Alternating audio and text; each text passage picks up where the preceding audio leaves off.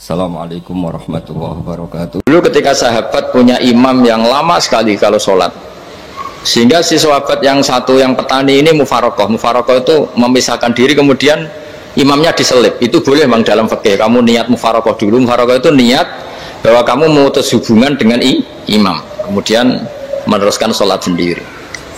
Singkat cerita, dua orang ini berdebat, Mu'ad sama Ar-Ra'i yang penggembala ini. Kamu munafik, sholat kok meninggalkan imam. Terus yang satu bilang, kamu keterlaluan, sholatnya lama sekali. Singkat cerita, dua orang ini lapor ke Rasulullah SAW. Uniknya Nabi itu membenarkan yang petani tadi. Kamu Mu'ad jadi masalah. Agama ini tidak boleh jadi problem. Kalau kamu ngimami orang, jangan lama-lama. Di situ ada ibu-ibu yang ditunggui anaknya yang sedang menyusu, banyak petani yang nunggu macam-macam. Kayak pegawai POM ya ditunggu shift temannya, pegawai Indomaret juga gitu, apalagi Grab mungkin ditunggu penumpangnya macam-macam. Sehingga kebaikannya teman-teman yang kerja serabutan begini juga bergantung kebaikan imam tadi. Kalau sholat itu tidak boleh lama-lama, apalagi wiridan, sholatnya aja nggak boleh lama-lama, apalagi wiridannya. Nah, kadang-kadang orang ngira kebaikan tuh nggak ada sempritnya, ada juga. Sholat tuh ya disemprit sama Nabi, kalau terlalu lama juga disalahkan, karena nanti agama ini menjadi apa? Menjadi problematika. Nah, termasuk kebaikan kita ketika membolehkan ya, atau mentoleransi atau mendukung pekerjaan mulai Grab dan lain-lain adalah agama ini rahmatan lil alamin. Dulu ada seorang sahabat tanya, ya Rasulullah, boleh enggak kita ngegeng di perapatan gitu? Kata Nabi, ya jangan kalau bisa, tapi kita harus natahaddasannya, itu tempat kita jagungan di perapatan, di tempat-tempat umum lagi, di halte, terus kata Nabi, nggak apa-apa, tapi fa'atut thoriq haqqaha, kamu harus memberikan hak jalan itu. Apa hak jalan itu? Satu, kamu amar ma'ruf, kalau bisa ya nahi mungkar, kemudian bikin suasana orang lainnya menjadi aman. Nah, ini yang catatan. Kalau hitung saja, yang ikut Grab itu berapa ribu?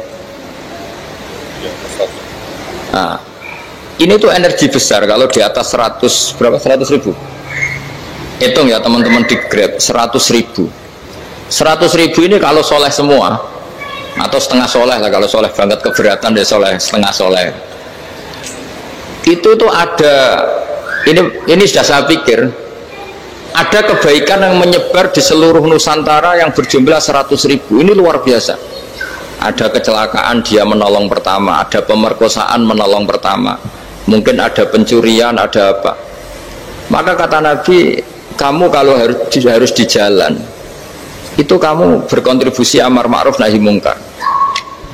Saya sering ke Jogja karena saya mulai 98 di Jogja, ya sering di terminal malam-malam.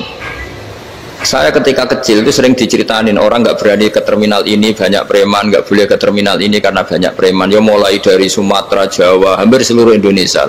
Kalau jam sekian sampai sekian sudah nggak berani karena banyak apa? Preman.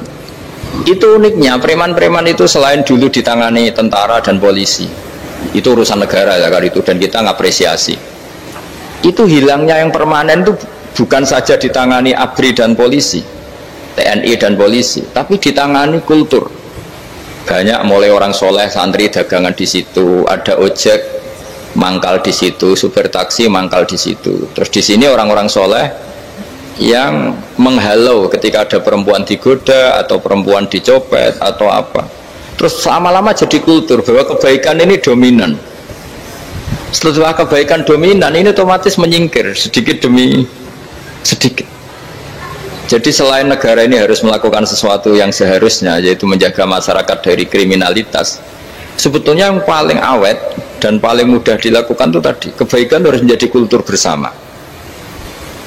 Sehingga kalau terminal kemudian ada mbak-mbak jilbaban yang dagang, terus bapaknya soleh, ada musola yang hidup, ojeknya juga gitu, terus supir taksinya, lalu kebaikan ini menjadi nilai bersama. Saking jadi nilai bersama, ibu-ibu yang takut atas dirinya nggak ngojek kecuali Pak ini karena terkenal amanah, nggak naksi kecuali Pak ini karena terkenal amanah. Dan kita Indonesia itu ingin seperti itu, sehingga amanah ini menjadi nilai bersama dan otomatis menjadi keamanan bersama. Cara wong Jawa itu tego nitipno anake karena dijamin aman, tego nitipkan istrinya juga karena dijamin aman. Nah, kalau kebaikan ini juga menjadi satu nilai jual dan kita bisa mengawal secara serius, itu alhamdulillah betul. Nah, dimulai dari mana? Satu, mental kita takwa. Kedua, sistem sosial, bahwa kita terkoneksi oleh indukan ya, juga terkoneksi oleh kepolisian. Maksudnya karena kita terdaftar, kalau ada anak hilang kan tinggal ini yang bawa wahyu misalnya. Jadi saya mohon, semohon-mohonnya, kebaikan ini harus jadi nilai bersama. Setelah terminal itu banyak orang baik, otomatis yang ini tuh menyingkir. Akhirnya apa?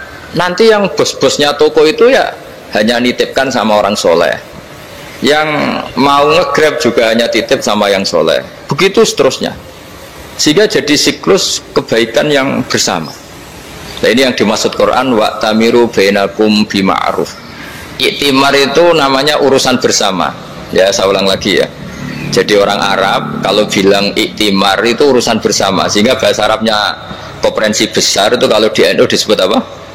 Muktamar. Muktamar itu menjadikan urusan publik dirembuk, itu namanya apa? Muktamar. Nah, di antara kebaikan yang diinginkan Islam itu wa tamiru bainakum bima'ruf. Urusan kebaikan ini menjadi urusan apa? Bersama. Ya, saya contoh itu kecil saya itu mesti dikandani sama orang-orang tua, jangan di terminal ini sampai jam ini, jangan di perapatan ini ketika sudah jam begini. Tapi barokahnya orang soleh bertebaran di mana-mana itu. Yang tukang grab ya di mana-mana, yang penjaga toko ya banyak yang soleh, yang ngojek, yang macam. Sehingga di terminal itu nyari tempat sholat ya gampang, cari tempat duduk ya gampang, nyari orang amanah ya gampang. Bahkan lama-lama yang nggak amanah ini nggak laku. Dan ini yang kita inginkan. Dan ketika nggak laku, akhirnya dia kalau ingin laku harus amanah, atau ingin laku harus tobat. Nah, agama ini urusan bersama, sehingga Allah mengistilahkan wa tamiru bainakum bima'ruf. Jadikan kebaikan ini urusan bersama. Sehingga karena ini urusan bersama, ketika kita jadi kiai juga harus, kalau misalnya tadi ada Gojek kok makmum, atau Grab kok makmum, atau super bis kok makmum, kiainya harus cepat sholatnya. Jangan baca surat Baqarah, nanti diomel-omelin apa penumpangnya. Begitu juga ibu-ibu menyempatkan jamaah, waktunya tidak lama, di rumah sudah ditunggu anaknya yang masih menyusu. Makanya Nabi ngendikan idza amma ahadukum as-sholata falyukhaffif. Kalau kamu jadi imam, sholatnya harus relatif cepat. Fa inna fihim ad-dhaif badal hajat. Di antara makmum itu yang banyak punya urusan. Selain ada yang lemah, ada yang punya banyak urusan.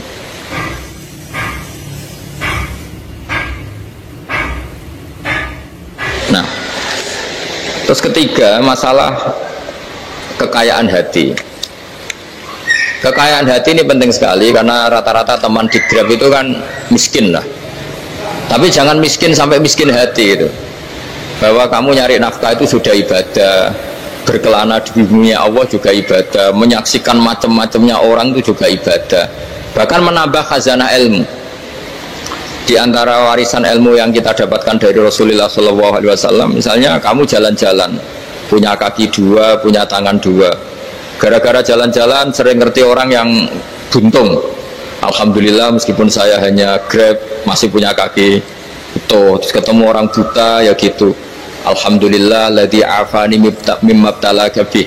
Alhamdulillah saya terselamatkan dari seperti itu. Sehingga melihat orang maksiat juga gitu. Saya meskipun gini terselamatkan dari tempat maksiat, dari sehingga hidup itu tidak nelongso gitu. Ada nilai lebih yang kita punyai. Jadi di antara kebaikan Islam adalah orang disuruh ingat sisi nikmat. Nah, kalau nikmat itu sudah ada semua, kata Imam Ghazali, nikmat hidup. Kata Imam Ghazali, jika nggak ada kenikmatan yang Anda punyai, kamu datang ke kuburan. Disuruh datang ke kuburan. Dan kamu bilang begini, kenikmatan kembali ke dunia adalah kenikmatan yang diinginkan mulai yang mati zaman Nabi Adam sampai kiamat. Jadi kalau Fir'aun yang pernah jadi raja, Namrud, semuanya, bahkan orang-orang soleh sekalipun, kalau kamu tanya keinginan terbaiknya apa? Ingin kembali hidup untuk membenahi kesalahannya zaman hidup. Artinya apa? Kehidupan yang kita miliki sekarang adalah kenikmatan yang dirindukan mulai yang mati zaman Nabi Adam sampai kiamat. Maknanya apa? Kita punya kenikmatan yang luar biasa karena kenikmatan yang dirindukan oleh orang yang sudah mati mulai dulu sampai sekarang. Apapun masalah hidup Anda ini punya kenikmatan yang nggak tertandingi, yaitu namanya hidup. Barokahnya hidup itu kita bisa tobat. Setidaknya ingin tobat. Kalau nggak bisa tobat, ingin tobat. Makanya di Indonesia itu banyak nyuwun sewu, banyak maling yang anaknya itu soleh. Karena kalau ngandani anaknya tetap gini, wes le bapak tok sing lakoni kowe ojo. Bapak tok yang alami ini kamu jangan. Banyak di Indonesia orang nggak bisa baca Quran, anaknya hafid. Karena setiap bodoh itu tidak diwariskan. Wes le bapak tok sing bodoh kowe ojo bodoh. Mungkin teman-teman di Grab juga gitu, wes bapak tok cong sing nasib ngene kowe ojo. Jadi kebaikan begini itu akan terus-menerus diwariskan. Sehingga banyak orang tidak tamat SD anaknya dosen, nggak tamat SMP anaknya dekan. Karena setiap dari kita itu cita-cita kebaikannya menurun ke anak cucunya, keburukannya berhenti di dia. Cara wong Jawa itu bapak tok sing lakoni. Nah, di sini saya jelaskan tentang kekayaan rohani. Jadi saya mohon ketika Anda jalan-jalan ngantar penumpang itu harus sering muji Allah Subhanahu wa taala. Ya, saya bacakan ayatnya, at-taibunal abidunal hamidun. Orang baik itu yang tobat, yang ahli ibadah. Di antara definisinya itu as-saihun, yang sering jalan-jalan. Siaka itu jalan-jalan. Jadi orang paling bejo sak dunia itu sampai harus jalan-jalan ibadah dapat uang. Tapi syaratnya ibadah. Sekali tidak ibadah dapatnya masalah kan.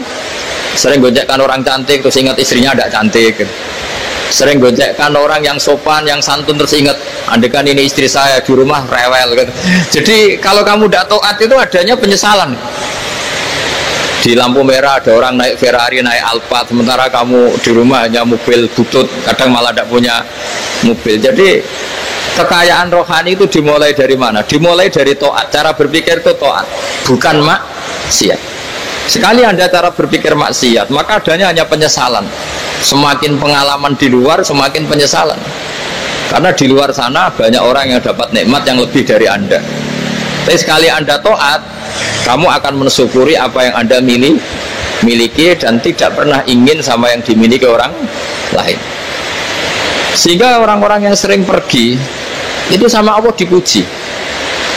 Jadi tidak ada nabi kecuali di antara ibadahnya itu jalan-jalan. Fasiru fil ardi. Sehingga semua nabi itu mesti pernah melakukan perjalanan internasional. Rasulullah Muhammad SAW pernah jalan-jalan sampai ke Syam, padahal beliau orang Mekah. Nabi Ibrahim yang orang Syam pernah perjalanan sampai ke Mekah. Karena di antara kearifan itu ya dimulai dari apa? Jalan-jalan tadi. Kamu ngerti orang yang macam-macam. Makanya di antara kebaikan umatku kata Nabi itu siyahafil ard, sering berkelana. Tapi tentu untuk mengambil pelajaran. At-taibunal abidunal hamidun as-saihun. Nah, agama mensupport itu. Sehingga kata Nabi, jika ada orang kok sholat qobliyah, ba'diyah semuanya di masjid, sama Nabi ditegur, la taj'alu buyutakum kuburan, rumah kamu jangan jadikan kuburan, harus dapat jatah apa? Sholat. Kata ulama, kalau ada orang sering sholat di satu titik, itu ditegur, kamu harus ganti titik yang lain supaya saksi bahwa kamu di bumi sholat itu banyak. Jadi kita ya punya nilai positif juga tentang apa? Karena kita sering siaha, kalau bahasa Arabnya itu sering keluyuran, saksi kita kebaikan juga banyak. Tapi pesan saya paling pokok tadi ya, jadikan komunitas kebaikan itu punya nilai jual. Syukur-syukur fid dunya hasanah wa fil akhirati hasanah. Ya kita bersyukurlah di Indonesia itu. Saya masih ingat kecil saya itu ya sekitar saya umur 15-14 tahun. Setiap mau pergi itu pesannya orang-orang yang sering pergi itu jangan masuk terminal jam ini di perapatan ini, karena yang namanya preman itu dulu dominan. Sekarang sampai jam 2 ada orang pakai jilbab, kadang ya orang pakai peci, yang nggak pakai peci pun ke musola sholat terus. Yes, pokoknya kebaikan itu jadi komunitas dan jadi nilai jual. Bahkan tadi misalnya ibu-ibu yang pergi malam itu kan mesti ada orang-orang yang jadi langganannya karena terkenal apa? Amanah. Yang dititipi anak juga pilih orang yang terkenal apa? Amanah. Nah, nilai amanah ini harus kita jaga terus supaya kamu ya bisa bekerja, orang lain juga nyaman karena amanah tadi, Allah juga senang karena amanah itu perintahnya Allah Subhanahu wa ta'ala. Dan Indonesia harus menuju ke sana. Pemimpin juga harus gitu. Pemimpin bawaannya amanah, bawaannya apa, yang memilih dia juga senang karena nggak malu lah. Tapi kalau kita milih ternyata kita pilih tahu-tahu ditangkap KPK kan ya malu gitu. Dulu kita kampanye mati-matian ternyata dia ditangkap KPK. Tapi kalau dia amanah kan ya senang. Sama kalau tukang Grab ketangkap satu karena penodaan atau karena pengkhianatan, yang malu juga semua karena kadang-kadang nanti digeneralisir seakan-akan semuanya seperti itu. Tapi dengan reputasi panjang nggak pernah terjadi apa-apa dalam Grab kan otomatis lainnya juga terangkat. Nah, ini yang dimaksud wa'tamiru bainakum bima'ruf. Jadikan kebaikan itu urusan bersama.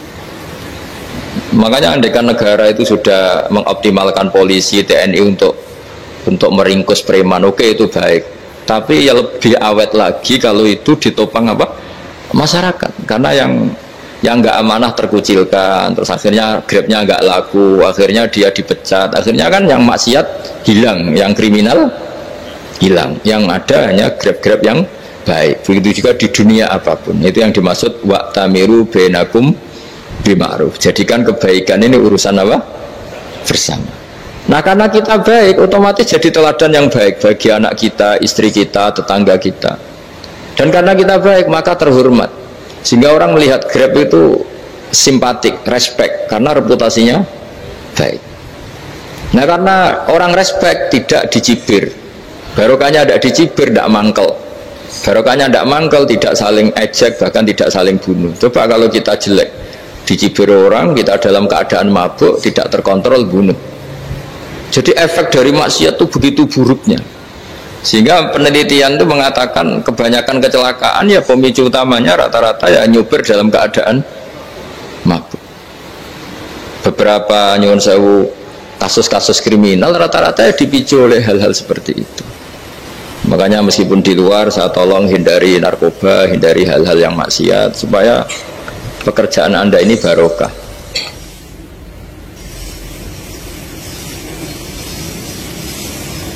Kemudian yang terakhir saya beri ijazah tentang Al-Fatihah ya, karena ini surat yang populer. Kalau saya ijazahi Quran 30 juz pasti sampean nggak hafal. Atau ijazah surat Baqarah, kalau mau Baqarah mau. Ijazahi surat Baqarah mau 2 juz setengah. Mau Mas Asep?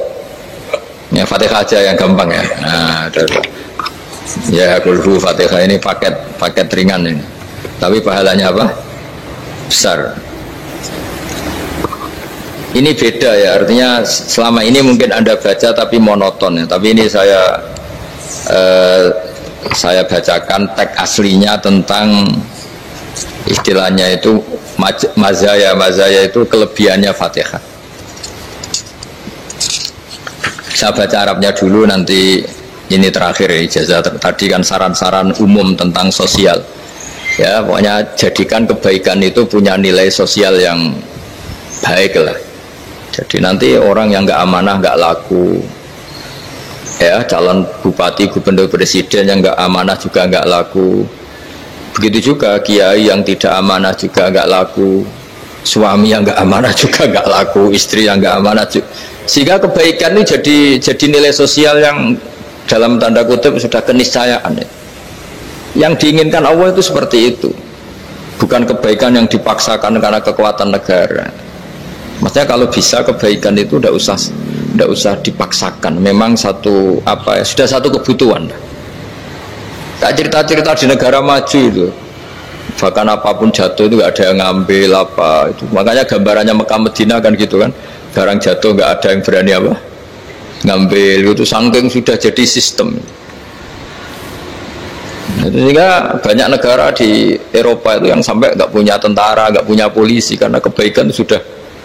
Nah kita kan masih capek, polisinya aja capek, apalagi masyarakatnya, karena ya apa ya, kebaikan itu belum jadi nilai apa bersama. Nah, kita selain ditopang negara, ada polisi, ada tentara, itu kita usahakan kebaikan itu jadi nilai apa bersama. Tadi wa tamiru bainakum bima'ruf. Dan kita punya reputasi yang bagus dalam bab ini.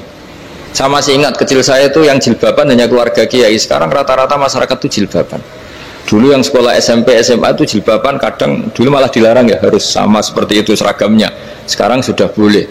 Dan nyaman. Lama-lama yang dapat simpatik ya yang pakai pakaian model tertutup seperti itu. Lama-lama gamane cara wong golek mantu ya golek yang seperti itu daripada yang blodor. Lama-lama jadi nilai bersama. Ya ingin saya seperti itulah. Di terminal juga sama. Orang mau makan cari warung yang kelihatan ada ayat kursinya, pakai jilbab atau paling enggak dia enggak mungkin lah nyuguhkan yang tiren atau yang haram. Akan ada garansi sosial. Ada apa? Ada garansi apa? Sosial. Dengan penampilan yang soleh itu kan masa iya nyuguhkan oplosan babi gitu misalnya itu. Jadi nilai sosial itu harus ya tadi harus benar-benar jadi nilai sehingga negara biar gak capek-capek. Polisi juga gak capek kan karena tugasnya corong Jawa mau ngawat-ngawati tok tapi tidak perlu tegang karena kebaikan sudah jadi nilai apa bersama. Ingat-ingat ya ayatnya tadi wa tamiru bainakum bima'ruf. Jadi kebaikan itu harus jadi nilai bersama. Iktimar itu menjadi urusan bersama. Makanya kalau kita rapat besar disebut apa? Muktamar. Muktamar itu urusan bersama. Ya tadi imamnya sholat juga menopang Gojek karena enggak lama-lama nopang Grab, nopang Kernet, nopang penjaga Indomaret, penjaga bensin, pom bensin. Lah dia hanya punya waktu 5 menit terus imamnya baca Baqarah kan. Iya imamnya mursyid, mungkin dia tambah lama tambah dapat aplaus dari muhibbinnya, tapi makmumnya dia tambah lama tambah dapat penghormatan dari pecintanya, tapi kitanya wah khusyuk wali kan dia dapat status naik lah, kita yang sudah tidak ikut jadi wali diganggu apa pekerjaannya. Kalau ada imam seperti itu sampai mufarokoh saja niat ya Allah sampai sini saja saya makmum orang itu, silakan orang itu punya urusan sendiri dengan jenengan ya sudah atau salib saja apa ya, itu boleh. Kalau dalam fikih namanya apa mufarokoh. Mufarokoh itu niat, tapi kamu jangan langsung selonong mufarokoh, niat dulu pamit sama Allah bahwa sekarang mau mufarokoh. Ya, tapi ya jadi sholat yang aneh kan, imamnya masih rukuk, kamu terus sujud, terus apa-apa selesai ya. Mungkin dalam pandangan itu orang lain ini maksudnya makmum gimana ini kok begini. Tapi sudahlah Allah Maha tahu. Nah, insya Allah dimaklumi. Ya saya baca tentang Fatihah ya, karena sampean pasti sering baca Fatihah. Supaya apa sekaligus jadi jimat lah gitu. Jadi kalau kamu sering di jalan-jalan yang mungkin sepi atau mungkin kan tidak semua teman Grab itu nasibnya bagus yang di Semarang Jogja. Mungkin yang di Kalimantan di Papua kan ada yang 10 kilo gak ketemu rumah, ya kan? Yang lihat di TV-TV itu kan kasihan kan, sudah 10 kilo gak ketemu rumah, penumpangnya kewekar preman tuh kan, ini makan orang enggak kan udah. Kan ujiannya dua. Kalau penumpangnya cantik itu ya kecoba syahwat, kalau preman takut. Jadi orang itu selalu ujian itu. Sing sedengan itu kan jarang orang itu. Jadi kalau penumpangnya perempuan cantik ujiannya itu syahwat, kalau preman ujiannya ketakutan. Kalau orang yang lemah bawa uang ujiannya kamu ingin garong. Jadi hidup itu memang semuanya ujian. Liyabluwakum ayyukum ahsanu amala. Makanya saya sering ditanya oleh teman-teman, Gus, nah ujiannya kenal wong wedok elek piye? Sama, kenal wong ayu ujiannya syahwat, kenal wong elek ujiannya ngenyek, itu sama-sama dosa. Syahwat ya dosa, ngenyek juga dosa. Elek keriting untune metu ya dosa, ngomong gitu. Kadang-kadang orang berpikir enak kancanan wong elek gak dosa. Kata siapa kancanan wong elek itu ya dosa karena bawaannya ngenyek. Ngenyek itu menyepelekan itu. Makanya saya itu ya gak mau berteman sampean. Nanti kan bawaannya ngenyek atau seneng ya tidak tahu. Ya sudah ada takdir saja, kalau ketemu ya tak ulang ngaji gitu. Tapi ini ngaji terakhir, setelah ini ngaji biasa aja, tidak usah resmi gini. Ngaji kok resmi aneh. Pokoknya nanti suatu saat kalau pandemi sudah berlalu saya akan ngaji Rebona. Ini ngaji ini ngaji yang kurang bagus karena ngatur kiai kurang berkah ini. Nanti tapi ya lumayan lah masih mau ngaji. Ngaji kok tanggal ini jam ini. Sekarang suatu saat kamu tak panggil, Mas Wahyu datang ke sini jam ini, tidak mesti bisa. Mungkin pas ada acara apa, oh, maaf ke sini pas ngecek pas apa. Jadi ya sudah, tapi tak maafkan, enggak apa-apa. Takdir ya. Tak bacakan supaya sampean tahu keramatnya bismillah. Nah, sebelum saya bacakan bismillah Fatihah, tak beritahu tentang ilmu tafsirnya karena ini penting sekali. Fatihah itu dawuhnya Allah, tentu itu dawuhnya Allah. Saya ulang lagi, itu kalam Allah. Tapi yang sudah diberikan kesampaian ke kita semua. Sehingga seakan-akan itu menjadi dawuhnya kita ke Allah. Jangan salah loh ya, Fatihah itu dawuh Allah tapi sudah diberikan ke kita. Sehingga posisi kita itu yang punya itu. Nah, kenapa ini perlu dijelaskan? Karena nanti ada kalimat iyyaka na'budu wa iyyaka nasta'in. Kalau itu masih kalam Allah, berarti Allah ngomong ke kamu, ngendikan ke kamu, kepadamu aku menyembah. Masa Allah menyembah kamu? Nah, sehingga ilmu tafsir itu menyelesaikan itu dulu ya. Saya ulang lagi ya, sebelum sampean sering baca Fatihah, aku yakin ya sering baca. Tapi barokahnya tidak paham itu tidak pernah janggal. Enggak paham itu ya penting supaya tidak iskal, tidak janggal. Sebetulnya di kalimat itu ada yang janggal. Kalau Fatihah itu kalimatnya Allah atau kalam Allah, bagaimana dengan kata-kata iyyaka na'budu? Masa Allah ngendikan ke kita, kepadamu kami menyembah? Masa Allah menyembah kita? Maka penyelesaiannya secara ilmu tafsir gimana? Semua ulama mengatakan, bukan satu dua, semuanya mengatakan di Fatihah itu semuanya diberi kawalan kalimat. Saya ulang lagi ya, di Fatihah itu semuanya diberi awalan kalimat qulu, katakan wahai hambaku begini ya, katakan wahai hambaku begini. Nah, begini ini pelajaran dari Allah yang sudah diberikan ke kita. Terus kita mengatakan bismillahirrahmanirrahim, alhamdulillahirabbil, termasuk kita mengatakan iyyaka na'budu wa iyyaka nasta'in. Jangan bayangkan Allah ngendikan ke kita. Kalau Allah ngendikan kita berarti gini, hei wahyu ihdinas siratal mustaqim, tunjukkan saya jalan yang benar. Nah, nanti kamu terus, ya Allah, Anda aja minta tolong saya minta tolong siapa? Kan jadi panjang kan. Ya, saya ulang lagi ya. Jadi itu di Ulumul Quran diterangkan gimana? Sebelum baca Fatihah ya, Fatihah itu kalamullah, ngendikannya Allah, tapi yang sudah diajarkan ke kita dan sudah milik kita, sehingga kalimat itu menjadi milik kita. Tapi ya kalamullah, tetap kalamullah, tapi sudah menjadi milik kita. Udah paham ya? Ya pinter nah. Ya, karena kalau tanpa penjelasan seperti ini Anda akan iskal. Bagaimana Allah, iskal itu janggal, bagaimana Allah mengatakan iya karena butuh. Kan jadi aneh ya? Ya, jadi tak jelaskan secara ilmiah ya. Jadi kata ulama-ulama tafsir, ayat-ayat Quran seperti ini sebetulnya dimulai dari qulu apa? Meskipun nggak dilafatkan. Itu kan sama dengan qul huwallahu ahad Muhammad, katakan kalau Tuhan itu satu. Ya, namanya Quran itu kan kalam Allah, membina nabinya, membina umatnya. Makanya dikatakan atau enggak, di sini tersembunyi kata qulu, katakan. Ya, jadi ya ibarat apa itu? Kamu ngajari anak kamu lah, panggil jenengan bapak kulo. Itu maksudnya anak itu, kalimat itu kalimat kamu, tapi kamu ajarkan ke anak kamu. Terus anak kamu bilang, Pak jenengan bapak kulo. Nah, ketika kamu mengatakan jenengan, bukan kamu mengatakan jenengan anakku, berarti anakmu itu bapakmu, kan lucu kan? Anak kamu ajari jenengan bapak kulo, kamu engkau bapak saya. Terus anak kamu mengulang, jenengan atau kamu bapak saya. Berarti itu kalimat yang kamu ajarkan, tapi sekarang sudah milik anak kamu. Kalau itu kalimat kamu kan lucu, masa anak kamu bilang bapak. Nah, itu seperti itu. Jadi ulama memberi solusi atau jawaban iyyaka na'budu wa iyyaka, itu sebelumnya ada kata-kata qulu, katakan wahai hambaku, hubungan kamu dengan saya adalah katakan iyyaka na'budu wa iyyaka nasta'in. Terus hubungan kamu dengan saya katakan juga dalam doamu ihdinas siratal mustaqim. Jelas ya, jadi itu kalam Allah yang sudah milik kita karena diajarkan Allah untuk kita. Dong ya? Ya sudah dong, yes. Gak jelas gak.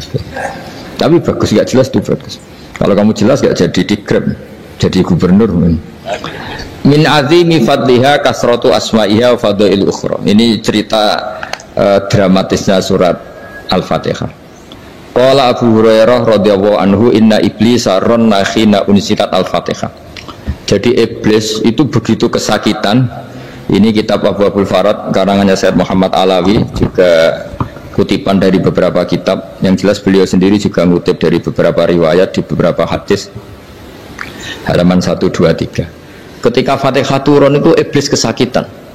Kayak orang sakit gigi lah, tersiksa sisanya karena turunnya surat apa? Al-Fatihah. Artinya kalau Anda baca Fatihah dijiwai, maka Anda melemahkan setan, melemahkan iblis.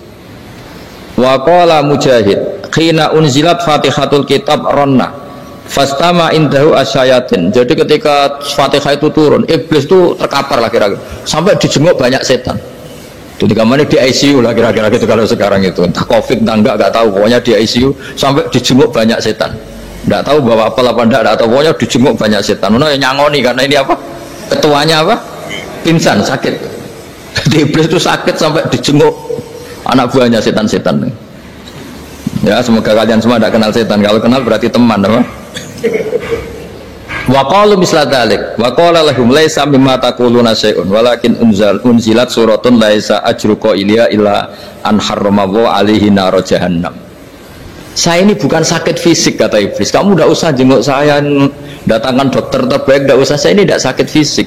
Saya ini sakit karena ada surat yang diturunkan, yang pahala yang melafadzkan surat itu pasti selamat dari neraka. Padahal misi terbesar saya ini supaya manusia masuk neraka. Sekarang punya tamengnya. Gue pusing kan? Ya seperti orang lah, goda sampeyan ternyata sampean setia, itu kan pusing. Nah ternyata tidak setia, itu yang akhirnya ribet kan itu. Jadi iblis itu cita-cita terbesarnya kan semua orang itu masuk neraka. Nah sekarang turun satu surat yang gara-gara surat itu siapapun yang baca dijamin selamat dari neraka. Jadi walakin unzilat suratun laisa ajru qailiha illa an harramallahu alaihi nar jahannam. Karena jadi dia shock lah, kalau orang di Jawa itu bilang shock. Aduh sial nasib saya ini umat nggak bisa saya goda lagi karena punya tamengnya tadi punya. Qad tolakaidukum wa makrukum. Rekayasa kalian sekarang itu tidak ada gunanya semua. Nah, ini alhamdulillah di Indonesia kelihatan kan banyak yang miskin, banyak yang susah. Tapi selagi mereka masih sholat, itu keinginan mencari halal itu masih tinggi. Kayak apa kita di tengah kota, jauh dari anak istri, jauh dari tetangga. Biasanya kalau orang jauh dari anak istri, tetangga kan sakar PDW. Tapi yang soleh masih banyak, sudah jauh dari keluarga tetap lurus. Loh, kalau yang dekat lurus kan wajar, konangan wong akeh kan. Ini sudah jauh masih lurus. Nah ini nggak lepas dari barokahnya surat apa?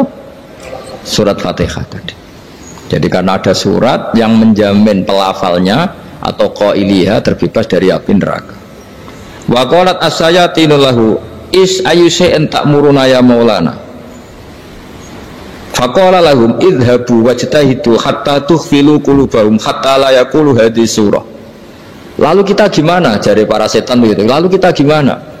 Terus kata iblis, sudah bikin mereka lupa sehingga tidak baca lagi. Selagi masih baca kita pasti keok. Jadi kalau sampean sudah jarang baca Fatihah itu berarti sudah bagian dari kemenangan apa? Iblis. Jadi kalau sampean sudah jarang baca Fatihah itu berarti bagian dari kekalahan Anda, kemenangan iblis. Masih sering baca? Alhamdulillah. Berapa kali? Pertama kali sholat. Dan sama lagi? Ya, kalau ngajar itu juga selain juga. Kok 5 kali tok itu? Berarti pas sholat fardu tok itu? Enggak 5 kali itu, mendingan itu 17. Kamu itu ngitungnya jangan 5 ini. 5 waktu aja. 5 waktu itu berarti lumayan lah. Berapa? 17 ya? Ya. 17 ya? Ya 17, tapi kalau makmum tuh sering separuh kan, apalagi makmum terawih. Ya kan? Makmum terawih itu bacanya Fatihah ada yang sempurna enggak ya? Ya enggak lah. Baru alhamdulillah rabbil alamin mampu ruku ikut ruku gitu. Makmum kan yang terawih lah. Kalau terawih jarang sempurna ya. Fatihahnya itu. Kan imam sudah ruku, kamu bacanya Fatihah sampai mana tuh? Baru setengah ya. Ya paling pas tarawih aja kan enggak sempurna ya. Apalagi kalau imamnya sing kilat tuh, waduh malah. Nah, ketika Fatihah itu sebegitu keramatnya, sebegitu topnya, itu setan rapat, singkat cerita itu yang tadi dipimpin oleh iblis yang sedang terkapar apa? Terus tali obatnya nggak ada, cuma dia shock karena ada surat yang turun yang melafatkan itu pasti selamat dari apa? Neraka. Nah ini gimana saran Anda? Terus sarannya adalah bikin orang-orang itu lupa, tidak baca Fatihah.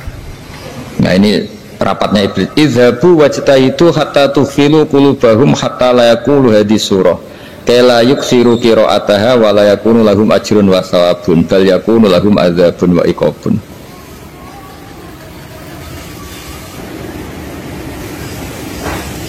Jadi saya mohon selama ini Anda sudah baca, tapi mungkin hanya rutin saja. Napa rutin saja? Jadi barokahnya ngaji ini kamu punya kekuatan atau punya semangat membaca, karena ini surat yang luar biasa. Ibarat gini, kalau sampean tanya, saya juga sering mikir, masa Gus hanya surat kok punya kekuatan seperti itu?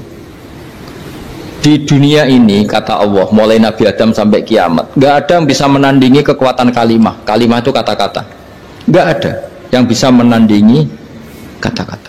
Misalnya Anda nge-grab berangkat, istri cuek, berangkat cuek, itu beda dengan ketika meskipun satu kalimat, wes Pak, muga-muga dilindungi pangeran, mungkin jenengan selamat, itu menjadi teduh dan semangatnya luar biasa karena kayak mendapat support. Jadi kira-kira kalimat itu hubungannya kita dengan Allah. Fatihah itu seperti itu. Kamu melafadzkan satu kata-kata yang dibenarkan langit bumi, dibenarkan aras, dibenarkan malaikat, dibenarkan semua penghuni di dunia ini, sehingga itu efeknya luar biasa. Itu seperti gini ya, kamu cerai sama istri, terus nikah lagi katut babon, 10 tahun anak kamu dididik, ibunya benci kamu, dan memang Anda layak dibenci, dididik, dan sampai nggak pernah manggil kamu Pak. Suatu saat kamu tentu rindu kan, ingin dipanggil bapak oleh anak kamu. Suatu saat anak ini manggil kamu Pak E, itu senengnya bukan main, hanya sebuah kata-kata. Makanya kadang-kadang orang itu tanya sama kiai, ijazah lafadz ini gunanya apa sih? Itu ijazah-ijazah itu untaian kata-kata, yang kata-kata ini dibenarkan langit dan bumi dan aras dan para malaikat, sehingga efeknya itu luar. Nah ibarat seperti itulah, kamu melafadzkan Fatihah itu melafadzkan kata-kata yang dibenarkan Allah dan Rasul dan semua malaikat, semua penghuni langit, maka ini efeknya pasti luar. Nah di sini lah orang-orang dulu itu tahu keramatnya itu, sehingga ketika melawan Belanda, melawan Jepang dulu itu kalimat-kalimat itu menjadi mantra yang luar biasa. Doa yang luar biasa.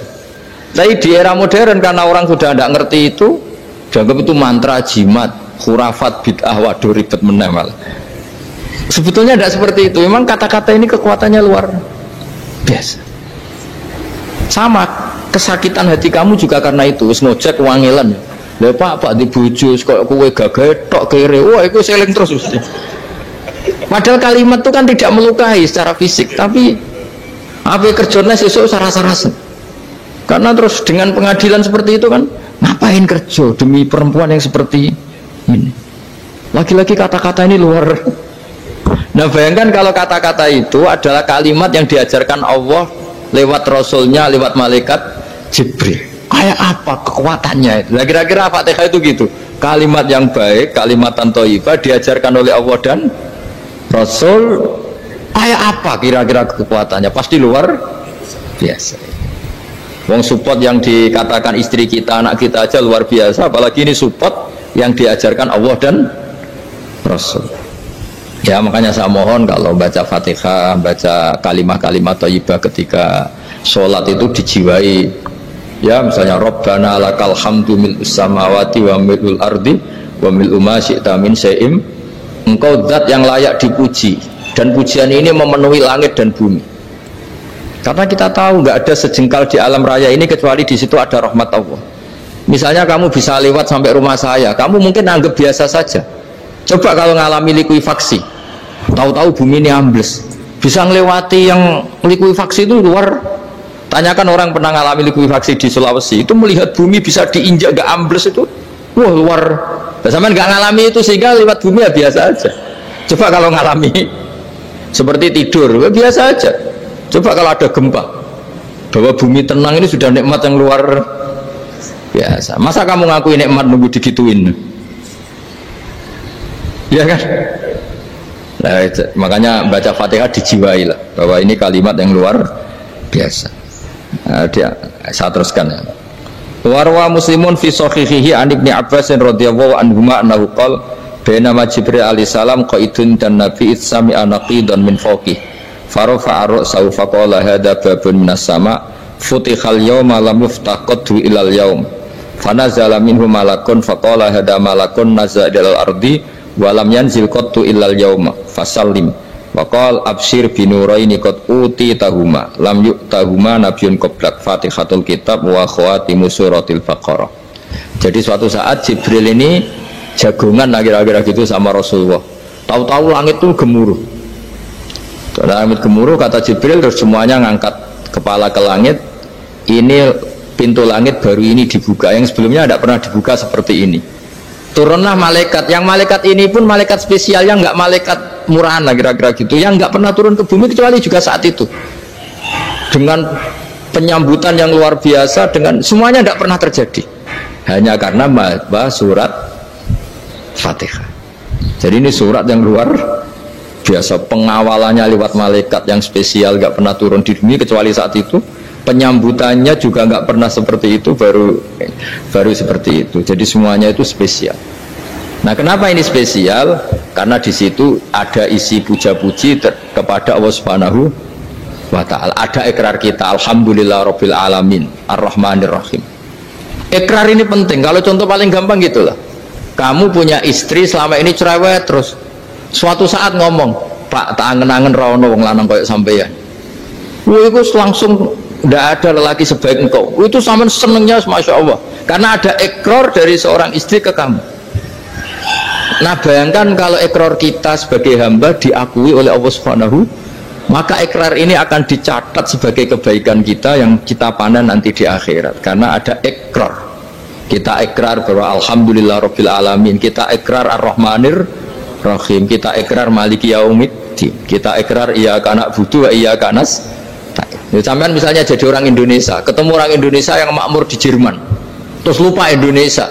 Kamu orang Indonesia? Enggak, saya ada orang Indonesia. Mangkel gak kira-kira? Mangkel. Karena salah ikrar kan gitu. Ya, jadi saya mohon jangan anggap kalimat itu hal yang biasa, tapi luar biasa. Nggih, ngoten mawon. Assalamualaikum warahmatullahi wabarakatuh.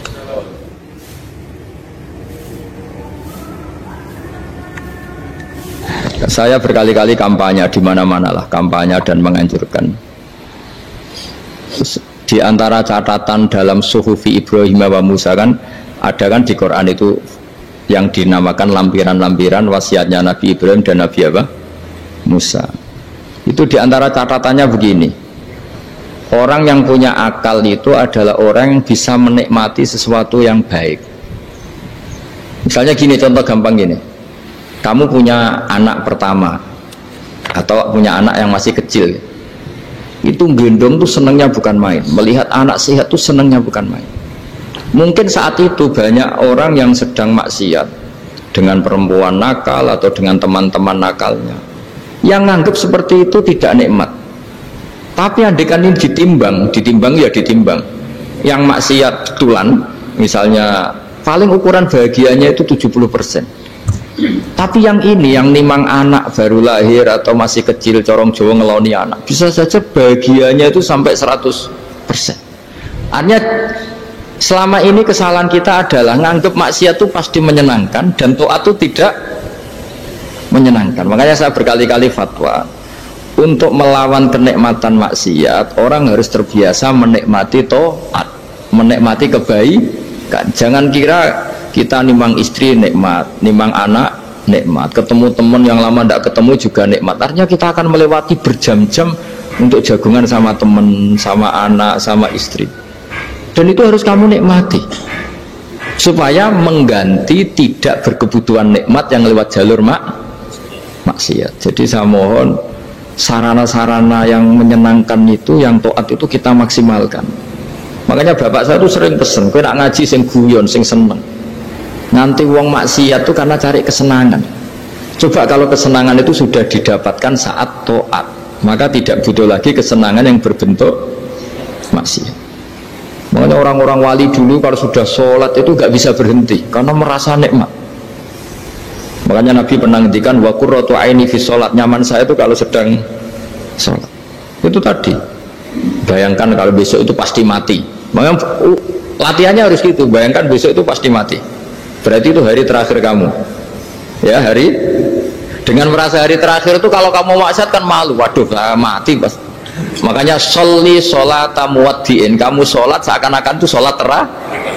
Dan bayangkan akhirat tuh wa'mal li akhiratika ka'annaka tamutu, dan bayangkan akhirat tuh besok kamu mati. Sehingga ketemu istri ya seneng karena ini pertemuan terakhir, ketemu anak ya seneng ini pertemuan terakhir, sholat juga tenanan karena ini sholat terakhir. Sehingga kalau mau maksiat tuh takut, jangan-jangan ini kehidupan saya terakhir kok tak pakai seperti ini. Nah, jadi di antara resepnya itu apa tadi? Nganggep ya ibadah itu menyenangkan. Nah, gitu. Pinter.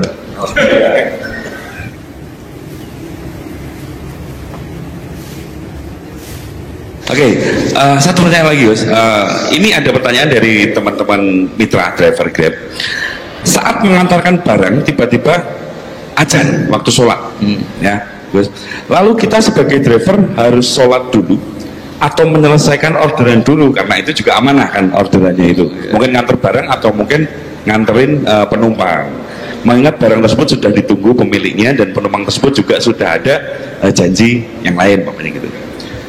Nyuwun pencerahannya, Gus, gitu.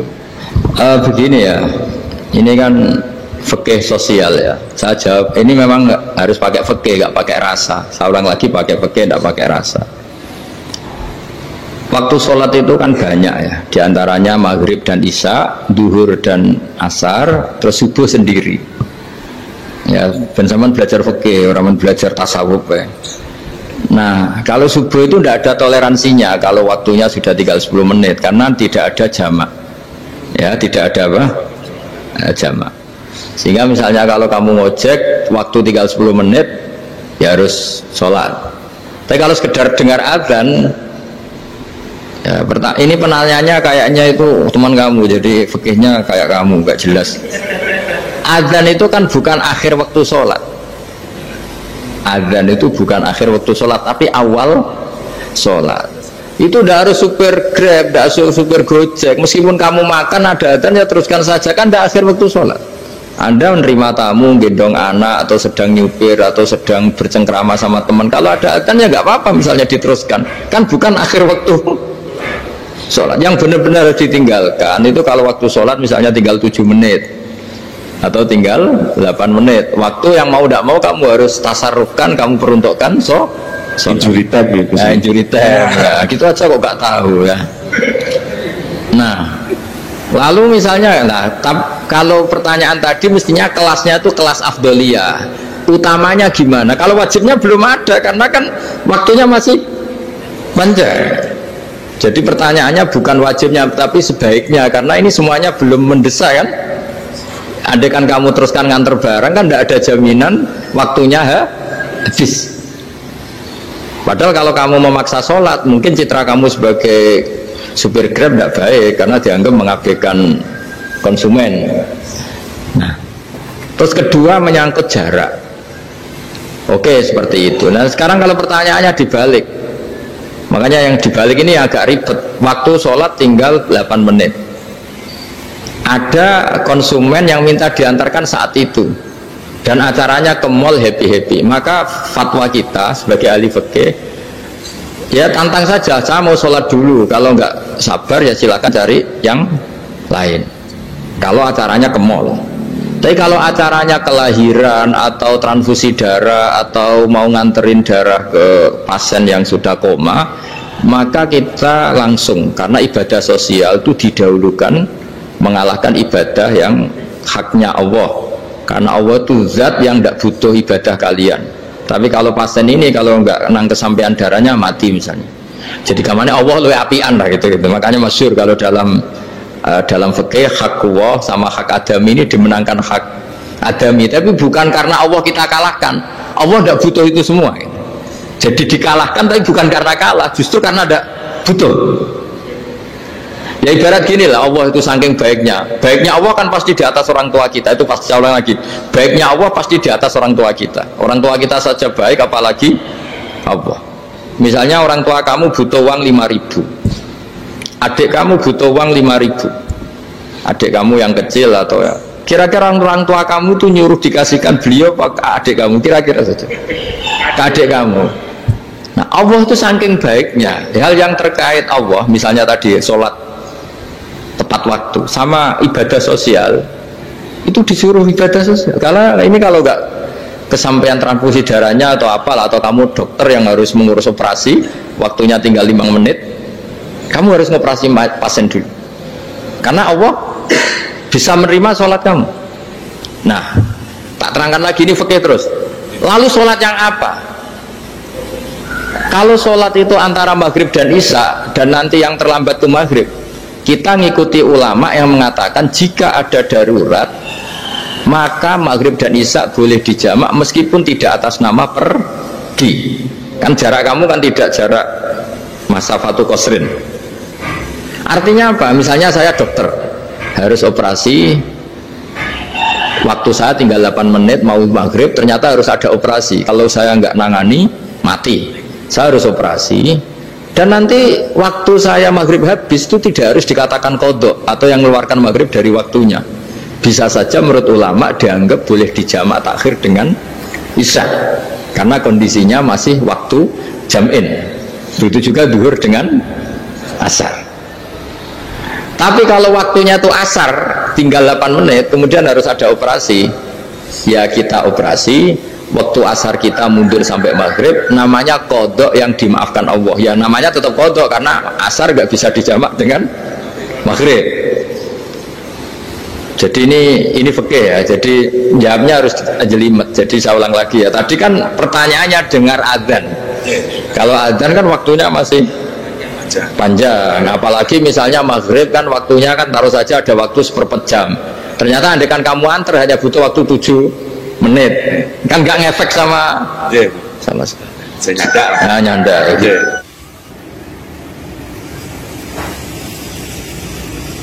Kalau ada driver dapat orderan food, nganterin makanan, tapi makanannya non halal, itu pakai pripun. Nah, makanya itu tadi, kamu tahu betul kalau itu non halal loh.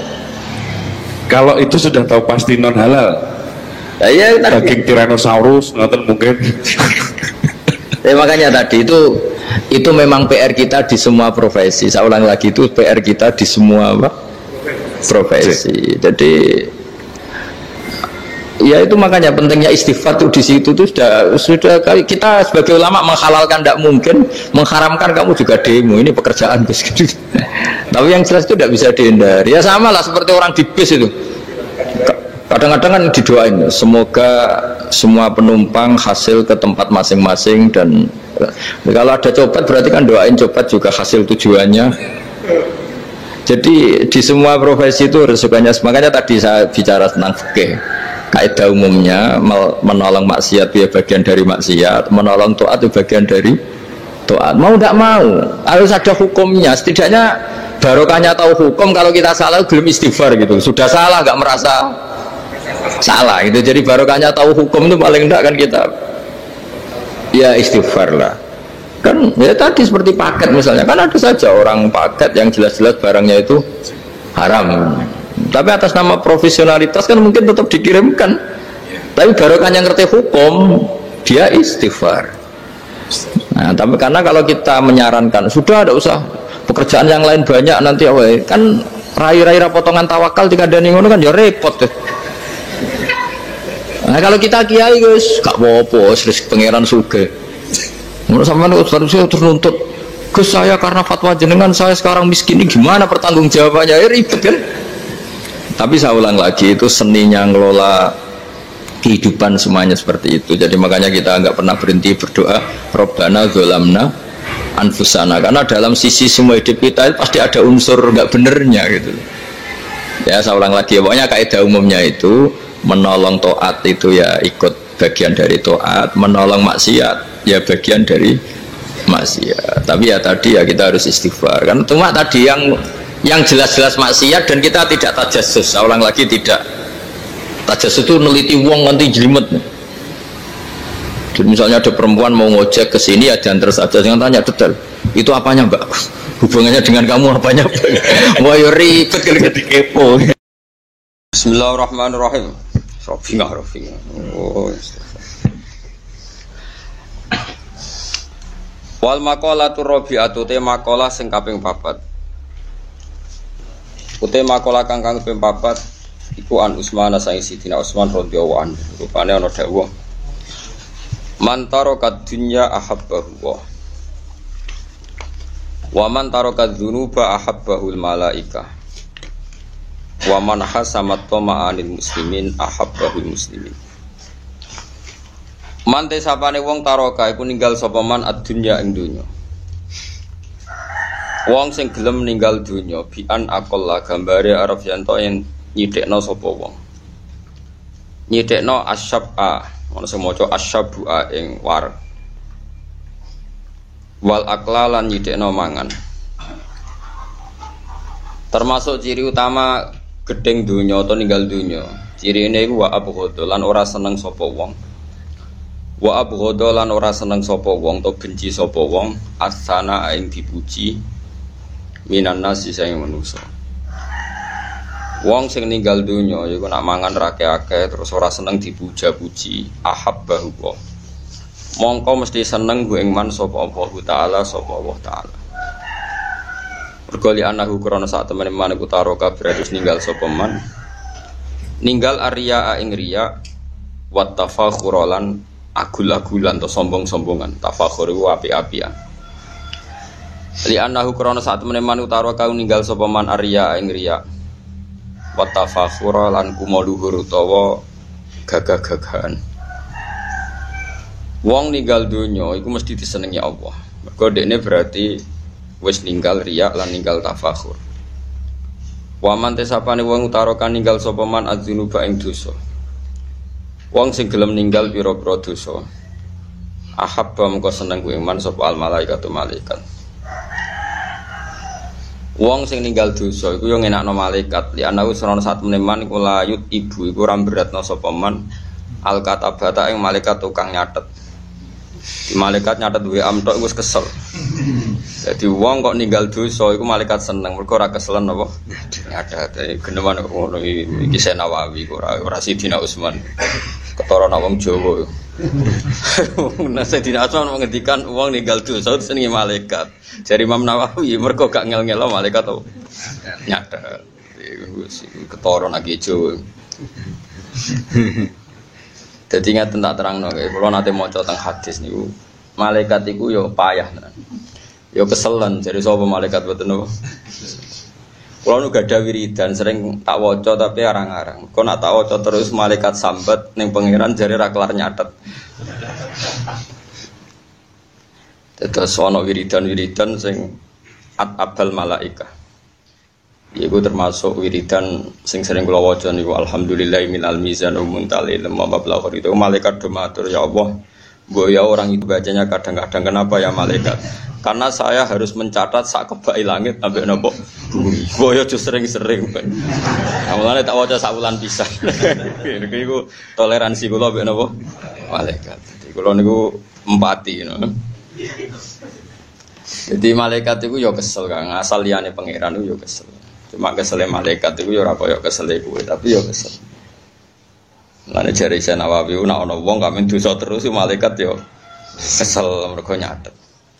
Termasuk kesel iku nak nyatet wong ngomong esuk sampai sore ra ono gunane. Mergo malaikat iku mangkel dilebokno kanan ora omongan apik, dilebokno kiri ra omongan apik. Iku ya marai kesel secara psikologis. Nek iso berdebat secara pengkategorian. Omongan ngelantur misalnya Rugen jagoan Mustafa. Dia kang bisnis semlele mbah do mati kan ditulis dosa iku ora dosa.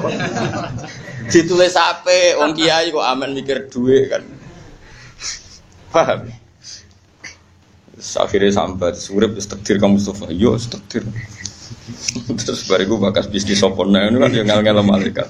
Dilebokno ape kok kiai kok kecangkeman dunya dilebokno elek, nyatane orang ngrasani rondo ganti akhirnya kan. Jadi malaikat itu gak ada kesel, karena malaikat itu ya makhluk, dia gak ada sentimen, dia gak ada apa sentimen. Malaikat gak ada sentimen, yang paling dohir itu tentang hadis sohain itu. Wonten gen pengajian, kados ngeten iki jenenge pengajian. Terus dari pangeran innalillahi ta'ala malaikatan sayyahina fil ardi. Awang di malaikat sing tukang mlaku-mlaku. Terus ketika ketemu khilaqat zikri, majelis zikir, mereka ikut. Dan mereka semuanya kata Allah, kamu harus mencatat mereka orang yang saya ridhoi, saya ampuni. Malaikat yang muni oke, tapi yo ono drengkine, muni ngene. Inna fihim rajulan khata. Di antara mereka ana wong sing pegane salah Gusti. Mereka ikut majelis juga niat ngaji, golek kancane ning kono. Dadi ora niat ngaji, mergo ana kancane ning kono. Dene ngenteni akhire ning majelis iku. Pokoke ora niat apa? Ngaji. Ya contohnya iso diterusno dari bojo, dari utang macam-macam lah. Pokoknya ora niat apa? Ngaji. Tapi apa dawuh pangeran?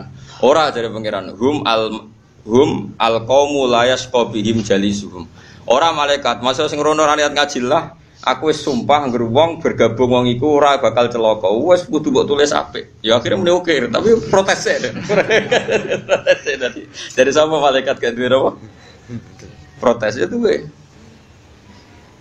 Kayak rai-rai sampeyan diangkat dari khalifah, malaikat ya protes ataj alufiha mayusidu fiha wasfikut tima. Rai-rai ngoten dadi khalifah. Wa nahnu nusabbihu bihamdika nuqaddis. Lah pantese ra kula dadi pemimpin wong tukang maca napa? Tasbih. Malaikat pangeran unike ra nerangno. Mergo pangeran ya pirsa nek kowe kelakuane ngono, ya ora kok terus muni ora manusa apik ya ora apik. Wis pangeran ngendikan ini alammu. Mas kowe ora apa ora aku jare sing ngono tok dijawab. Kowe ora apa ora aku. Ya aja geman sering dosa ya mari ngel-ngelo malaikat. Yo nak nganti mbok ngel-ngelo dendam repot. Pala napa? Repot. Li annahu korona saat temne man sing taraka dunu iku layut ibu ora ngel-ngelo sapa man al katabata ing pira-pira malaikat sing tukang nulis. Katabah jamae katib kados kafirin kafaro. Terus ini Quran ini ulaika humul kafaratul fajara. Jadi di antara jamae kafirin kafaro. Katibin katabah fajirin fajar. Li annahu krana sak temene man iku layut ibu iku ora ngreponto sapa man al katabata ing pira-pira malaikat sing tukang nulis.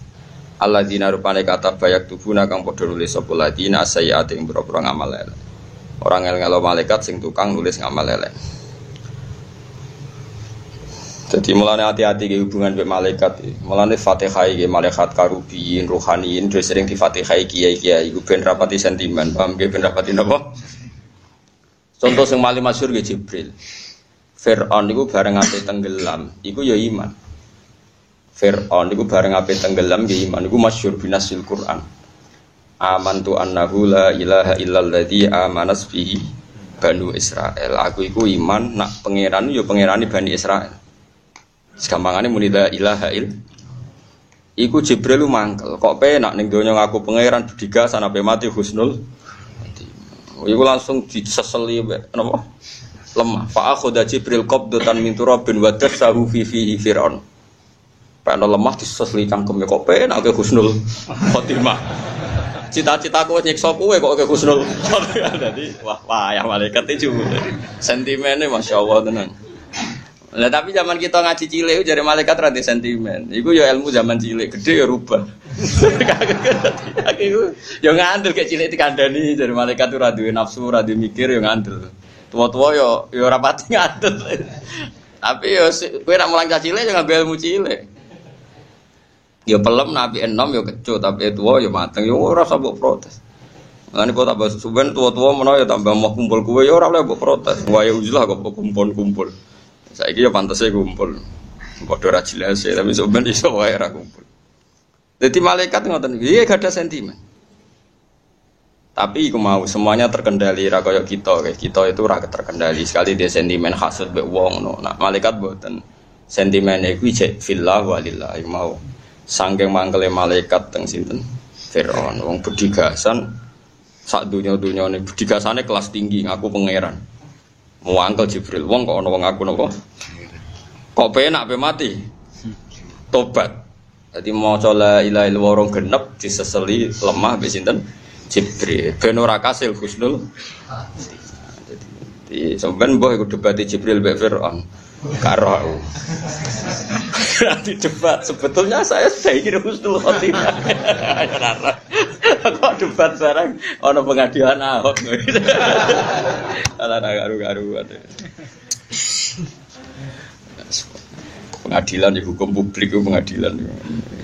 Jadi itu tadi itu boleh ya. Jibril melakukan itu boleh karena tadi orang itu kalau senang pangeran pasti punya sentimen fillah, punya ghirah fillah. Jadi pasti dalam pengadilan itu dimenangkan Jibril karena husnul khotimahnya Fir'aun itu salahnya kan dia sudah tenggelam. Itu biman zilatil ghorghoroh. Dia biman zilatil ghorghoroh. Kaya wong sing wis keler-keler.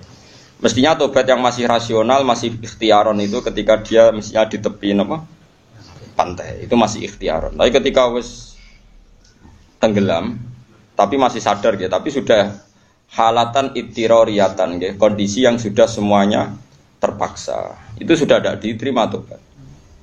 Sehingga kalau sudah tidak diterima tobat, Jibril juga terima sesuci kalimah thayyibah di lafadzna sinten Fir'aun. Ini sentimen yang bagus. Sehingga nanti di pengadilan pasti menang siapa? Jibril, karena ini sudah halatan ittiroriyah. Makanya dalam fikih itu misalnya pitik, ya mus ya kowe sing pitik tendang sepeda motor. Duar. Ya jak ana nyawane tapi kejat-kejat kan. Kejat-kejat terus rogen kesusu disembelih. Terus disembelih sampai anak putune. Iku ora oleh, iku haram karena dia punya nyawa itu sudah nyawa sing ittiroriyah napa? Nyawa napa? Ittiroriyah. Itu nak ning fikih kan dijelaskan jika dalam kecelakaan ayam itu pasti punya hayatan mustaqirrah. Hidup yang masih normal, maka dihukumi hidup sejati. Sehingga kalau disembelih berarti kan nyembelih hewan hidup.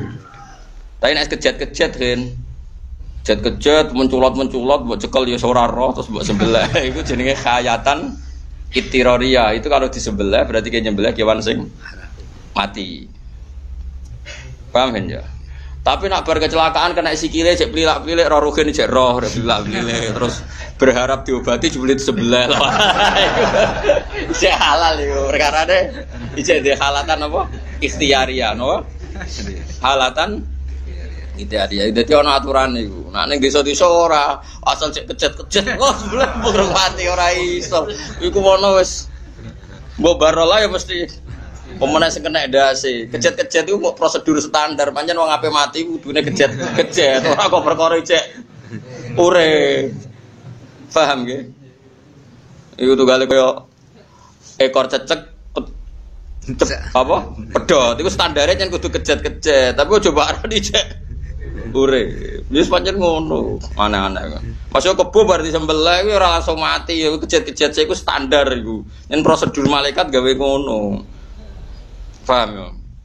Nah, sekarang ketika Fir'aun tenggelam kejet-kejet itu sudah ittiroriyah bukan apa?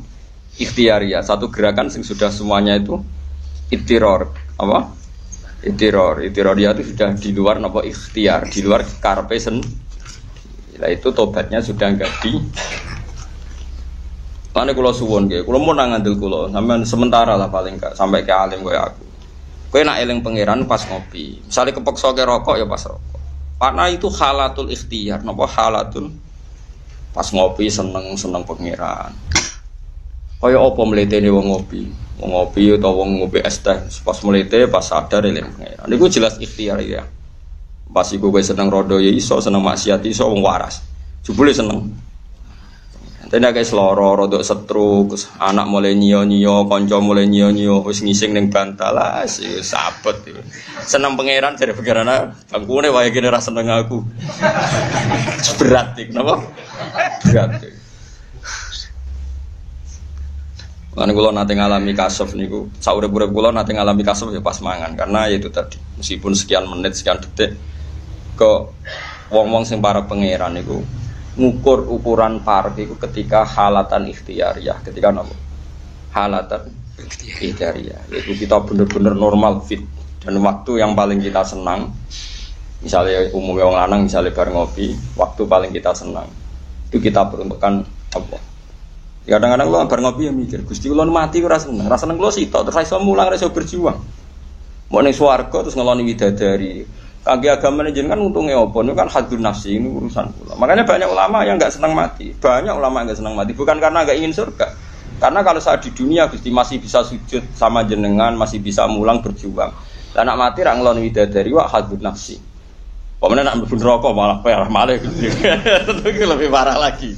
Sehingga mereka memikir hadzu hadatin, memikirkan agama dibanding kepentingan sendiri. Makanya dalam fatwa-fatwa ulama sebenarnya orang perang minta syahid itu salah. Kalau ditakdir syahid bagus, kalau minta syahid itu enggak baik. Karena dengan Anda syahid artinya berakhir Anda berjuang lillahi kalimatillah. Karena niat berjuang ya lillahi kalimatillah. Semua teks hadis gitu. Kamu kalau jihad harus niat lillahi kalimatillah. Mengangkat kalimat Allah. Niat mengangkat artinya kamu masih mati apa hidup? Bisa memberi kontribusi mengangkat. Coba sama jawab. Masih hidup. Makanya kalau kamu enggak usah punya cita-cita ingin syahid. Kalau ditakdir syahid urusannya Allah. Paham ya? Saya ulang lagi, ditakdir. Tapi kamu enggak usah kepengin syahid. Mergo nek kepengin syahid kadang-kadang enggak memenuhi standar keamanan, sementing nang mati. Gak latihan pencak silat sik, sementing nang mati. Padahal dengan nang mati mesti ambisi menang ning swarga, nang ngelon widadari, trauma bojo elek ning donya macam-macam kan terus panjang napa? Makanya kalau ingin perang misalnya atau ingin apa saja kok ini ayat lillahi kalimatillah. Meskipun nanti di antara takdir kita mungkin mati. Karena kalau mulang juga seneng banget. Kulo niku nggih kesel sangat malam niku kulo didalun minta banafek sedurunge kapundhut minta kulo kan ngisi akhir sana teng madrasah Matoleh Hajat. Dadi didalu kulo teng Matoleh ngantos setengah setunggal. Terus kulo wangsul teng dalam ngantos jam kalih subuh terus mriki. Ya pikiran kulo sederhana, mergo kulo cek ikhtiari. Dadi ikhtiar iku cek waras, cek ikhtiar. Kuwatir kulo keleleng pangeran sabane seloro-loronan niku wis gak keren apa? Ora napa. Mungkin dia diterima saking apiane pangeran tapi mboten keren.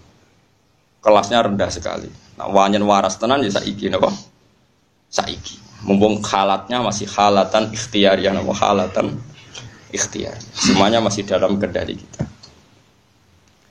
Paham ya malane nek iso ya ikhtiar tauan. Tauan niku nurut kelawan ikhtiar. Au karhan niku dawuhe pangeran.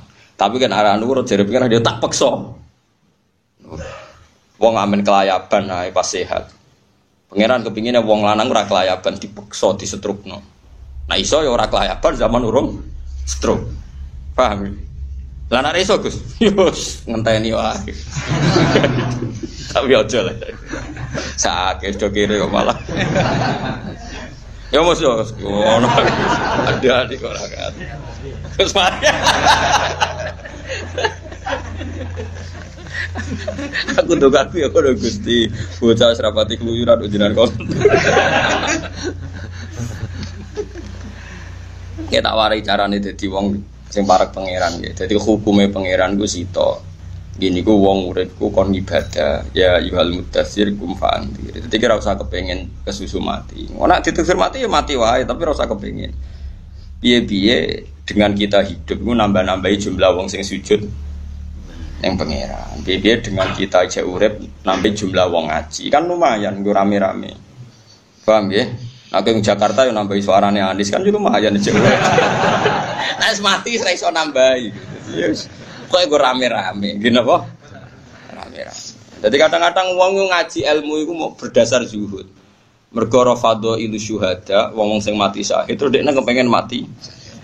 Dia gak mikir dengan dia mati berakhirlah sudah dia memberi kontribusi lillahi kalimatilah dan teng hadisnya seperti itu mangko talalitaku na kalimatu wahyal ulia iku fahuwa syahid dewe kanjeng Nabi wong perang kok niate kalimatu wahyal ulia iku dekne syahid berarti niatnya dia kan memberi kontribusi terhadap lillahi kalimat lah kok sing ditedir mati kita sebut syahid. Ora kok min awalil amri rapati jaga keamanan, kapok melarate terus semangat. Semangat benang apa? Mulane cara kula perang panglima perang. Mustofa Ruhin rata. Oh, semangat syahide mesti itu. Kire-kire panjang ini mesti Wah, Jen kok gak gue tameng? Wah, mboten Gus. Alamat iki alamat Gusti. Alamat. Padahal sih suga-suga nganggo standar apa? Kawanan. Kan gak gue tameng, mboten Gus. Lho pedang wis rusak kabeh. Wah, ora apa-apa mboten. Wah, alamat ini. Tapi ya apik dibanding wong kafir ya apik iku. Cuma itu kelas yang kurang baik. Terus bukti ketiga dari ulama-ulama, nyatanya semua nabi itu tidak ditakdir mati syahid di medan perang. Itu bukti tentu Allah memilihkan nabi itu yang kayak apa nabi muji orang yang meninggal syahid. Tapi nggak ada nabi yang ditakdir kabudut fi ma'rikatil kufar. Ya tentu semua nabi syahid. Pokoknya nggak ada yang ditakdir sedemikian cara nabi kabundut. Karena kalau nabi kabundut berarti simbol ilahi kalimatillah itu hilang. Meskipun tentu kita berkeyakinan semua nabi kabundut apa syahid meskipun dengan cara yang berbeda. Tapi nggak ada yang kabundut fi ma'rikatil kufar ketika duel apa? Duel apa? Saya ulang lagi ya. Jadi yang dikatakan syahid menurut ulama, ya kita khusnudon, semuanya kita khusnudon. Kalau orang yang mati syahid fi ma'rikatil kufar itu syahid bagus. Tapi saya sebagai ulama ngikuti ulama-ulama dulu, kamu jangan punya niat syahid itu bentuknya yang seperti itu. Maksudnya aku nang perang, nang mati mesti terus ambil. Nang mlebu swarga, nang ngeloni widadari. Mesti urutannya kan. Enggak, isunya kita perang litakuna kalimatu wahiyal auliya. Wa kalimat ladina kafarus sufla. Nah, jadi kan baca ala kalimatal ladina kafarus sufla wa kalimatu wahiyal auliya. Ya sudah, setelah itu mungkin kita ditakdir syahid. Kalau itu enggak apa-apa, bagus. Tapi kalau min awalil amri kowe ora pati safety lah, ora pati jaga keamanan, ora pati opo. Lah nek perang ora tak jamus, kowe rugen wis ra telepon. Wis janji ya, Gus. Kos sama sarung ngatus edar-edar. Lagi perang rong detik wis mati sih. Wah, malah ngel-ngelo wong. Ora oleh lane ngaji. Di kono apa setahu kula para ulama ngendikan. Sampeyan delok teng tafsir Syekh Nawawi ketika wala taqulu lima yuqtalu fi sabilillahi amma itu beliau cerita fatwa ulama tentang niat syahid. Ya niat apa? Soal Nabi ngendikan fadhailah syuhada tentu ya kita percaya. Orang yang mati syahid itu begini fadilahnya begini. Oke itu iya, tapi ada aturannya untuk sama seperti kita sholat kenapa ditampa pangeran. Sholat itu juga itu niat sholat tembe ditampa pangeran tok itu hadir nafsi. Sholat nang ditampa pangeran kok nak ditampa aku dilebokno swarga ujug-ujuge kok nang ngloni bidadari. Ya ora niat sholat iku wis niati wakum minas sajidin warka'u ma'arraqin. Gusti, pancen adone wong ning donya iku sujud. Pantese jenengan disujudi. Titik wis, iku ditampa pangeran malah. Kalau baleni malah, kena niat sholat yo, Gusti pantese jenengan disujudi, pancen jenengan pangeran, pantese jenengan dirukui pancen jenengan. Jadi keren, Mas, wajar lah kula kawula ino badhe kula tak templekno teng bumi demi sujud teng jenengan. Ora pak malah mikir hadir nafsi tampa sujud kula iku amatir iku jeneng. Senengane kok mikir awake dhewe. Mesti terusane tampa sujud kula mlebu swarga nglon widadari utang lali macam-macam wis ngono. Kelakuane wis ngono. Cek susah sing ngelem pangeran sing ikhlas. Wong kok eleke ngono. Kadang-kadang mbek wong ya mangkel. Dimangkel iku wong apik, wong sujude tenan. Disenengi cek gobloke. Kulo niku dadi kiai ya bingung. Akhire dadine ngaten iki. Ambek bingung sithik-sithik tapi mlaku. Dadi kabeh perintah ning Quran iku wa'bud rabbaka hatta ya'tiyakal yaqin. Wa kum minas sajidin warka'u ma'arraqin. Kum fa'angtir wa rabbaka fakabbir. Jenenge pangeran wis pantese ditakbiri, pantese diagungno. Ora kok ngagungno pangerane pikirane nang ditampa nang mlebu.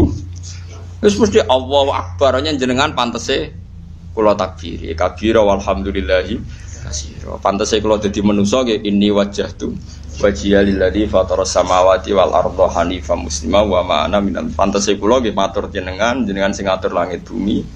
Kula sekali-kali tidak akan menyekutukan jenengan. Terus inna sholati wa nusuki wa mahyaya wa mamati lillah. Salat kula, ibadah kula, urip kula, mati kula kabungane jenengan kabeh. Nah kowe kan gak salat kula kudu entuk opah swarga. Haji kula nggih kudu opah swarga. Mergi kula mun bosen di bojo elek, lan iki kejan entuk opah bojo akeh, ayu. Iku kelakuan opo? Iku ajarane sapa? Aku dadi ulama ora tau ngajari ngono kok murid kudu ngono. Lha iku kan kreasi dhewe iku bid'ah. Lah ora ana gurune do nglakoni aja jenenge apa? Gurune ra ngajarno ngono kok muridé do dadi. Mongsaku kabeh guru-guru kita ngajari innal sholati wa nusuki wa mahyaya wa mamati lillahi rabbil alamin. Mangsa aku wong waras-waras ngajarine tapi kok dadine ngono ya ora roh iku di luar kendali no. Di luar apa? Cara partai politik wis ora iso dikendhalekno. Ya tapi kabeh ku proses nggih. Muga-muga baru kayak goblok ku pangeran maklumi terus dianggap rapopo. Alhamdulillah. Ya siku tok satu-satunya harapan. Mergo nek ngaji-ngaji fikih kan ngono angger ana wong salat kok keliru. Angger ingkana aliman amidan batolat salatuhu. Tapi wa ingkana jahilan lam tabtul kok penak. Angger bangsa ora roh iku hukume ra sida napa? Batal. Lan iki dikonco alim kula. Dadi wong alim gedun. Lah piye? Amen batal lah malah. Angger nek bab salat bangsa salah kan ngono. Nek wong iku aliman amidan kok wonge ngerti kok tetep nglakoni tapi ra bodoh. Gak batal. Kok penak Gus dadi bodoh getun dadi wong alim. Perkarane amen apa? Batal. Ya ngono to. Kowe misale mangan daging asu ngerti nek iku daging asu hukume apa? Haram. Nek ora roh. Alah kok penak dadi ora roh.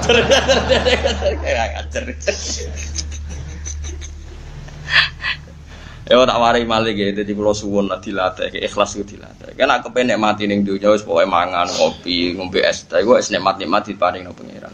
Mbok yo sekali sujud iku wis ora usah mikir nikmat sing kembali ke kowe. Wis nikmati wae. Pantese kowe iku sujud ning pangeran. Wong ajarane sujud coba tak waca ketake sujud. Misale sujud syukur atau sujud tilawah. Sajada wajhi lilladzi khalaqahu wa sawwarahu wa syaqqa sam'ahu wa basarahu bihaulihi wa quwwatihi fatabarakallahu ahsanul khaliqin. Sebetulnya ajaran sujud umpama kita donga kan ngono, ya Allah wajah kula nu sujud teng jenengan. Jenengan sinten? Jenengan adalah zat sing gawe mripat kula, gawe kuping kula, gawe sedaten yang saya butuhkan dalam fisik saya. Semuanya itu bikhaulihi wa quwwati. Semuanya hanya kekuatannya Allah Subhanahu wa ta'ala. Terus dipuji fatabarakallahu ahsanul khaliqin. Sungguh engkau zat yang terbaik dalam penciptaan. Artinya iku tenan, iku kawula tenan. Nak sujud yo muji pangeran subhana rabbiyal azim wa bihamdi. Kok sujud muni subhana rabbiyal a'la dibaleni ping 3. Maha suci zat sing dhuwur. Ora kaya kowe sujud itu semangat ndonga, pangeran wis ra keduman. Pangeran kaya apa ya? Kaya kantor sing ke proposal pokoke dijaluki. Yo oleh pangeran yo seneng ae, mergo wis makome ngono iku wis. Alhamdulillah dibaro lah, nyatane ya mbek pangeran dibaro. Tapi nyatane dibaro ra disembadani kan. Iku bukti ada masalah. Kok nyatane kok ora napa? Tawarai gitu terus nak kepengen daftar jadi wong apik ya dilatih ya aja terus lah wong apik terus juga mungkin tapi dilatih lah sekali-kali gus iman ainul yakin hakul yakin nah inna sholati wa nusuki wa mahyaya wa mamati lillahi rabbil alamin. Mulai dawuh Sayyidina Umar laula salasun la ahbabtu an altahiqa bil mauta. Umpama ora ana barang telu aku wis kepengin mati. Andaikan tidak demi 3 hal ini saya sudah ingin mati. Karena 3 hal ini saya tidak ingin mati. 1, an adu ajab hati lillah. Saya tidak berani mati karena saya masih menikmati sujud. Hanya dengan saya hidup, hanya saya masih bisa sujud. 2, karena saya masih bisa berjuang menegakkan kalimatillah. 3, saya masih bisa ngaji, menyebarkan kalimat-kalimat thayyibah pada umatnya Rasulullah Muhammad sallallahu alaihi wasallam. Artinya mereka itu ingin hidup bukan karena ingin wis melarat suwi aku mau mati nek urung sugih. Kena ngono kan cita-cita mau jogeman. Jogeman mosok kowe wani urip mergo cita-cita apa? Melarat suwi nek urung sugih mau apa? Mati. Jogeman. Jadi kita berani hidup dari Sayyidina Umar andaikan ndak 3 hal saya ingin mati. 3 hal yang menjadikan saya ingin mati. 1, an adu ajab hati lillah. Saya karena masih berkeinginan meletakkan jabah saya lillahnya gamane aku cek kepengin Ya bae kula suwun lah ya dilatih kok sithik dilatih. Ngaji ngene niati kula tak Mustofa. Engko bengi malam 17 kerja ya ngaji ku 17 karena apa? Kerja. Ben poso ya poso, sing ora poso ya ora usah poso. Tapi kula sadung poso pisan wis syarat. Coba nggih napa? Nggih syarat. Tetes ngoten nggih kula suwun sangat nggih tetes aja cuman wong terputus saking ulama. Ki ulama itu fatwane itu paling akurat. Kalau neliti banyak fatwa tapi nggak ada seakurat fatwanya ulama karena tadi setelah dijelaskan itu semua fatwanya itu multaqotun atau diambil min durori kalamillah mesti dari mutiara kalamu. Kayak tadi memang semua jihad yang diterangkan Tuhan itu pasti litakuna kalimatullah yal. Nah, terus orang itu meniat syahid itu kan gara-gara ngerti fadilahnya mati syahid, terus semua orang kepengen mati syahid. Nggak ngerti itu ada aturannya. Ya, aturannya tadi yang jihadnya li'ilahi kalimatillah cuma ditakdir syahid. Ya sama kita sujud itu niat sungkeman yang pangeran, meskipun Allah karena baiknya menerima sujud kita. Tapi kalau orientasi sujud itu ditompo, berarti kan orientasi menguntungkan diri kamu sendiri. Paham ya? Jelas ya? Ahabbahul muslimun wa man desapane wong khasama iku megot sapa man to memutus sapa man atau ma'a ing toma anil muslimin sange boro-boro Islam. Orang sing ora kepengin donyane wong Islam. Ya sama sekali ora tomak ning gone donyane wong Islam. Koto ahu tegese mutus sapa man ku ing toma anhum saking al muslimin. Wong sing memutus diri ora tomak ning donyane wong Islam mesti ahabba mongko seneng kuwi iman sapa al muslimun pira-pira Islam. Dadi wong sing nak kenal wong sugih, kenal wong mampu, ora tomak blas mesti disenengi wong iku. Mergo li anahu krana sak temene man layukat diru iku ora ganggu sapa man. Ora budhekno sapa man kulubahu ing atine al muslimin. Bangsa ora tomak iku ora ngel-ngel. Kowe dikonco pejabat terus adikku ya dadi PNS, mbok kowe kancaku akrab atur-atur ngono. Dikonco di pabrik, so aku anakku lebokno ning pabrik mbok piye carane. Itu kan ganggu pikirannya mereka yang kita mintai. Alhamdulillah sudah ngaji bareng bersama Cahaya Ngaji. Semoga bermanfaat untuk kita semuanya. Sekian, Assalamualaikum warahmatullahi wabarakatuh.